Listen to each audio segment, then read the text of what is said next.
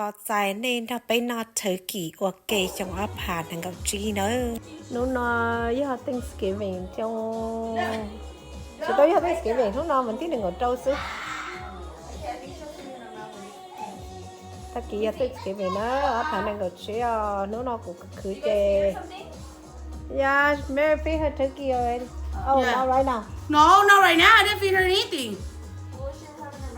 chị của cháu mình nhỏ của sandwich bread là chị của cháu mình nhỏ lo qua chả rau mà nó cho bé nó anh kiểu của cháu kids nữa cho nó cho cái hậu lúc tại đó nó cho ngayผัก khoản chicken để của tụi chín đã qua cho nó tại lúc tại tới chi cho baked potato cho của tụi trẻ là qua cho nhỏ hậu lúc kia trừ nó cho của tụi nó sẽ đi qua cho phải khi nó theo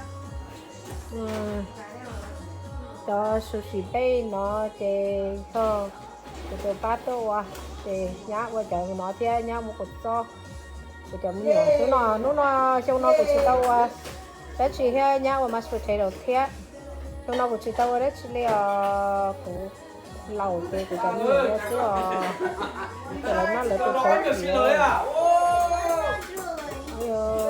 nó mở cá thì kia là tao cũng chỉ vô là tao kiểu của cháu mình nhiều nữa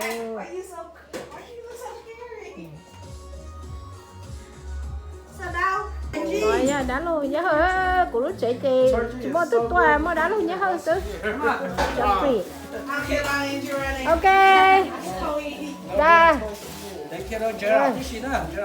ôi trời cháu mình mà tao nói này cho ta này ôi rau mỏ nó cái gì cười cái chiều đó mỏ này đó mỏ nó thank you nhá thank you for cooking yeah nó giờ cũng có em lì bé hai tiếng mà chỉ có cho tất cả mấy tất cả người lớn tất cả bé cho nên người qua hôm rồi họ xong mà nó thì tất cả chọn đồ lại qua hôm rồi nó để bé nó ít chút đồ mỏ mềm ok để qua cho em ơi thank you for cooking Jella thank you for cooking Lala em mommy thank you for cooking bữa nào của tôi nhá chủ vào ý nữa là sao nữa mà lo cứ này and Adelina thank you for coming Mama thank you for cooking happy birthday I got cheese bữa nào của tôi tin xài nó lúc birthday nó nhiều á Sunny thank you for cooking 2 days straight with me oh man my back hurt Angela too nó mà là tôi nó cũng cho nên có nồng đấy nữa chứ nó bé chỉ mua tôi bé chờ có tiền để mấy ai nó ha chỉ nó là cho nó cũng chỉ là tôi đó giờ tôi cho nhiều hết tôi nhá thì nó chỉ là cho những họ cứ tôi cho ai chúng nó cũng nó trở kỹ mua của bán này của bé này mình nhỏ nó tôi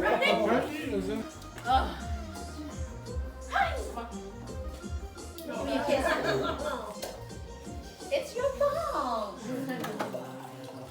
Have you eaten mama? No. You like sausage? Cái gì mà nó sọ? They're sweet. Cái gì mà nó mấy con giá có một trăm lăm nó tại cho một tô. Sọ cũng mà. Các cặp con nó có chỉ nào mua con chơi nước. Oh, it's so good. Lò này đó lò. Lò. Lò bà. Oh, nó hay rất là. Oh yes. Hay có lò.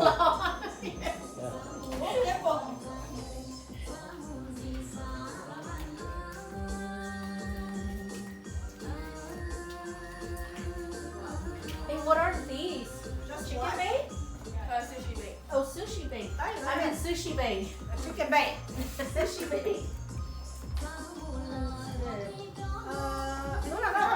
Everything good here, yeah. Mom, where's the gloves? No, everything is really good. Mom, where's the gloves? Well, I never got it. Oh, I see. But I was watching that. I don't know what he wants for. I For want the food. Oh, no, welcome. Excuse me, child. Hello, Tỏ của trường mới rồi. He says you were not allowed.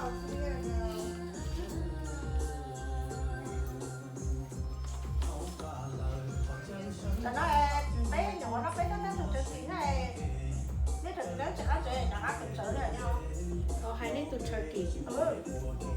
Chứ chắc bé cứ chỉ là ăn chị. Bé là lò bé nó đâu chạy tao I know.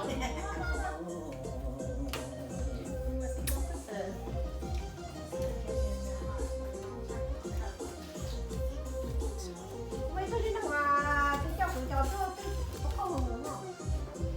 Không một sắc thôi. My nose is running infinitely. Where are you going, child? Alo. You know I don't. Nếu ta cắt to complete đó, của tôi thấy nó mà to complete every day liền tôi nên Bơ, bơ. đấy bé từ mình nhỏ có bé ế nuôi nó mới đại nhiệt của nên cho đan này.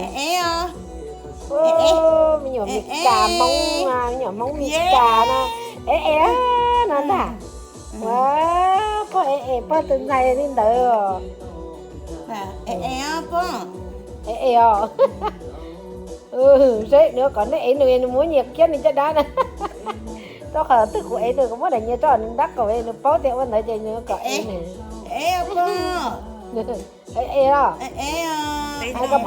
Thanksgiving ta chè của họ mua của nên mình nhận sai mê nó cho họ nó bênนู้นnữa lòi nữa thế tao sai nên nó từ lò bỏ lò cho xả lại trả thia lặn ra bé sai ở trong nữa